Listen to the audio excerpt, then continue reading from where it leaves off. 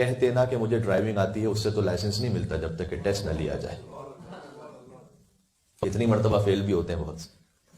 اور پھر جب کامیابی بھی مل جاتی ہے، دنیا کے اتنے ہی کنٹریز تو ایسے ہیں جہاں پر خود لائسنس حاصل کرنا ایک عظیم الشان جہاد ہے.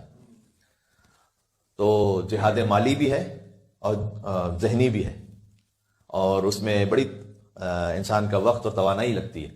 تو کہہ دینے سے فقط کافی نہیں ہوتا کہ مجھے ڈرائیونگ آتی ہے، نہیں، چیک کیا جائے گا. اچھا چیک بھی کیا جائے گا تو پہلے جب لائسنس ملے گا تو لرننگ لائسنس ہے، اس کے بعد ریڈ پلیٹ ہے، اس کے بعد جو ہے نا وہ گرین پی ہے، اس کے بعد پھر فل لائسنس ہے. یعنی ابھی لائسنس مل بھی گیا تم اس قابل نہیں ہو کسی بچے کو ساتھ بٹھا سکو، ابھی تم اس امتحان کی منزل پر نہیں ہو، ابھی خود کو سنبھال لو تو بڑی بات ہے.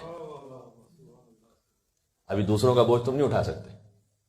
اس کے بعد ایک یعنی اس سے پہلے ایک منزل وہ آتی ہے کہ کسی ایسے کے ساتھ رہو کہ جس کو ڈرائیونگ آتی ہے، تاکہ تم غلطی نہ کرنے پاؤ. تم غلطی کر رہے ہو کہیں تو تمہیں تمہارا سدھار دے، اصلاح کر دے. یہ دیکھیں، یہ زندگی کے معاملات بھی اسی طریقے سے آہستہ آہستہ کر کے آگے بڑھتے ہیں. اللہ تعالیٰ امتحان لیتا ہے نا. ابھی تم اس قابل نہیں ہو کہ خود اپنے بوجھ کو اور خود اپنی سمجھ کے ساتھ دین کو سمجھ سکو، نہیں، کسی نہ کسی کے ساتھ رہو.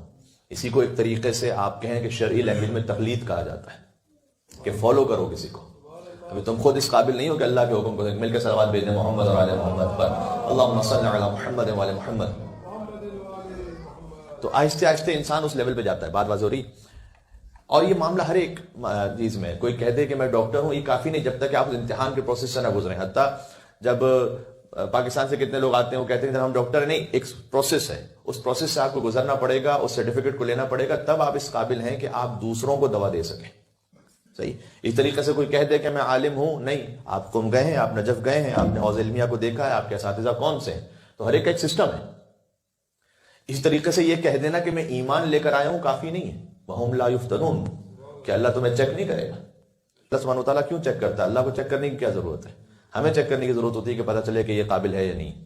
بلکہ کتنے ہی آپ پروفیسرز کو دیکھیں، ڈاکٹرز کو دیکھیں، ہمارے اساتذہ بھی تجھے قم میں وہ خود یہ کہتے تھے کہ جب کوئی طالب علم ہمارے پاس آتا ہے شفاہی امتحان یعنی اورل ایگزام دینے کے لیے، کبھی وہ پہلا لفظ کہتا ہے، پہلا جملہ ہمیں سمجھ میں آ جاتا ہے کہ کتنا پانی میں ہے.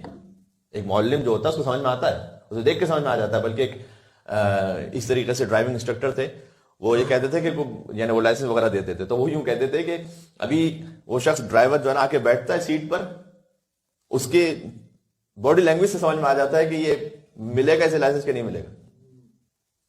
تو جب ہمیں اتنا سمجھ میں آتا ہے تو اللہ سبحانہ و تعالیٰ جس کے لیے ما کان و ما یکون سب برابر ہے، عالم الغیب و شہادہ ہے، وہ کیوں امتحان لیتا ہے؟ مولا کائنات نے فرمایا ہے کہ اللہ سبحانہ و تعالیٰ امتحان اپنے علم کے لیے نہیں لیتا، وہ تمہیں احساس دلانے کے لیے لیتا ہے کہ تم اس کی رضا پر راضی ہو یا اس کے سامنے شکوہ کرنے والے ہو، تاکہ تمہیں احساس ہو سکے کہ تم کس مقام پر ہو. نہج البلاغہ میں کلمات قصار میں امیر المومنین کا کلام ہے. مولا نے جب ایک شخص کو دیکھا کہ دعا مانگ رہا تھا کہ اللہم انی اعوذ بک من الفتنہ، پروردگار میں پناہ مانگتا ہوں اس بات سے کہ میں کسی فتنے میں پڑھوں. اچھا، فتنے کا ایک مطلب وہ فساد والا بھی ہے، کرپشن والا بھی ہے. اگر اس معنی میں وہ دعا مانگ رہا ہوتا تو ٹھیک ہے، دعا پھر اس میں کوئی حرج نہیں ہے کہ پروردگار میں تجھ سے پناہ مانگتا ہوں کہ میں کسی فساد میں مبتلا نہ ہو جاؤں. لیکن وہ جو کہہ رہا تھا وہ امتحان کے معنی میں کہہ رہا تھا، المومنین جانتے تھے. تو اس نے دعا کی کہ پروردگار میں تجھ سے پناہ مانگتا ہوں کہ میں کسی امتحان میں نہ مبتلا ہوں. مولا نے کہا نہ، یہ دعا نہ کرو، اس لیے کہ دعا قبول ہی نہیں ہونے والی. اس کی مثال ایسی ہے کہ کوئی ایگزامینیشن ہال میں پہنچے کہ پروردگار میں تجھ سے پناہ مانگتا ہوں کہ میرا ایگزام نہ ہو. یہ دنیا ہے ہی امتحان کا، یہ دعا قبول ہی نہیں ہونے والی. پھر مولا نے کیا کہا؟ سبحان اللہ. مولا کائنات نے کہا کہ دعا یوں مانگو، اللہم انی اعوذ بک من مضلات الفتن، پروردگار میں تجھ سے پناہ مانگتا ہوں کہ میں امتحان میں گمراہی میں مبتلا نہ ہو جاؤں. یہ دعا مانگو. اللہم صل علی محمد و آل محمد. یہ دعا مانگو کیونکہ امتحان تو ہونا ہی ہے، یہ نہیں ہو سکتا کہ امتحان نہ ہو. یہ دعا مانگو کہ میں گمراہی میں نہ مبتلا ہو جاؤں امتحان کی وجہ سے، یعنی شکوہ نہ کرنے لگوں، یعنی خدا کی بارگاہ میں شکایت کرنے والا نہ بن جاؤ، کفر کرنے والا، کفران نعمت کرنے والا نہ بن جاؤ. یہ دعا مانگو. اور کی جگہ بات، جس کا بھی امتحان ہے نا اس کی 3 کیٹیگریز ہیں. دعا کریں کہ ہم یا دوسری یا تیسری کیٹیگری میں، پہلی میں نہ ہوں. پہلی کیٹیگری ان لوگوں کی ہوتی ہے جو جزوع ہوتے ہیں، چیخو پکار، شکوہ، شکایت، گلہ کرنے والے. یہ وہ ہوتے ہیں. غربت کے اسباب میں بیان کیا گیا ہے کہ اپنی غربت کو انسان ہر ایک کے سامنے بیان کرتا ہے. یہ خود غربت کے اسباب میں سے. اللہ کو پسند نہیں ہے. کچھ ایگزمپشنز ہوتے ہیں کہ آپ کسی کے ساتھ ایک خاص کوئی بات کرنا چاہ رہے ہیں، وہ ایک الگ بات ہے. لیکن آپ نے دیکھا ہوگا کہ بعض لوگ ہر جگہ ادھر ادھر ہر جگہ جا کے اپنی یہی شکوے شکایتیں کہانیاں سنانے لگتے ہیں. یہ غربت کے اسباب میں سے کہ جتنا سناؤ گے اتنا اور غریب رہو گے. حدیث سنا رہا ہوں میں آپ کو. شکوہ شکایت اللہ کو پسند نہیں ہے. اشعث بن قیس کا بیٹا گزر گیا دنیا سے. کبھی کسی کا یہ امتحان ہوتا ہے بڑا سخت ہے. مولا نے اس کو کہا کہ دیکھو اگر جزع فریاد شکوہ شکایت کرو گے تب بھی تمہارا بیٹا واپس نہیں آنے والا. اچھا صبر کرو گے تب بھی واپس نہیں آنے والا. لیکن ایک فرق ہوگا.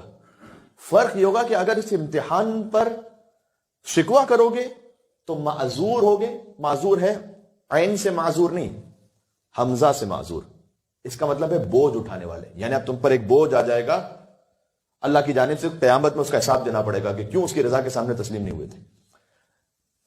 مولانا نے کہا اگر شکوہ کرو گے تو معذور ہو جاؤ گے اور صبر کرو گے تو ماجور ہو جاؤ گے، یعنی اجر ملے گا.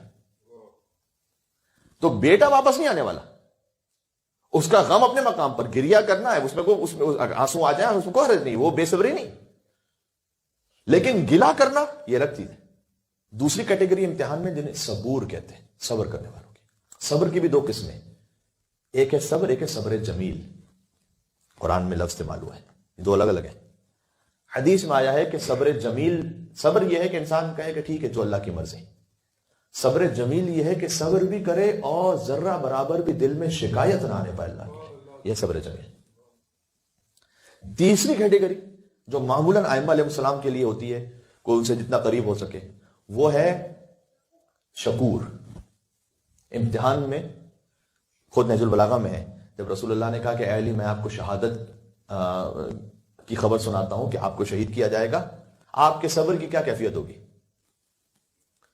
تو مولا نے جواب دیا کہ یا رسول اللہ یہ صبر کا نہیں، یہ بشرا یعنی خوشخبری کا مقام، تو خوشخبری کا مقام. تو اس خاطر ہے کہ وہ علی ابن ابی طالب جن کے لیے 10 آیات ہیں قرآن کی اور احادیث کا انبار ہے فضائل علی ابن ابی طالب پر، لیکن اس علی نے کبھی یہ نہیں کہا فزت ورب الکعبہ. جب شہادت کی منزل آئی تو فرمایا فزت ورب الکعبہ. خود مولا کائنات کی بحر الانوار میں ایک حدیث ہے، مولا کائنات نے فرمایا کہ اللہ نے میرا امتحان 14 مقام پر لیا. بڑی دلچسپ حدیث ہے، وہ کبھی سناؤں گا آپ کو. مولا کائنات نے کہا اللہ سبحانہ و تعالیٰ نے میرا امتحان 14 مرتبہ لیا ہے. 7 مرتبہ رسول اللہ کی زندگی میں، 7 مرتبہ رسول اللہ کے بعد. تو جب امیر المومنین امتحان سے نہیں بچ سکے تو ہم اور آپ کیا ہے؟ تو امتحان تو ہونا ہے. اس میں ہمارا جو ریئیکشن ہے وہ کیا ہوتا ہے، وہ ڈیسائیڈ کرے گا کہ ہم اللہ سے قریب ہیں یا دور ہیں.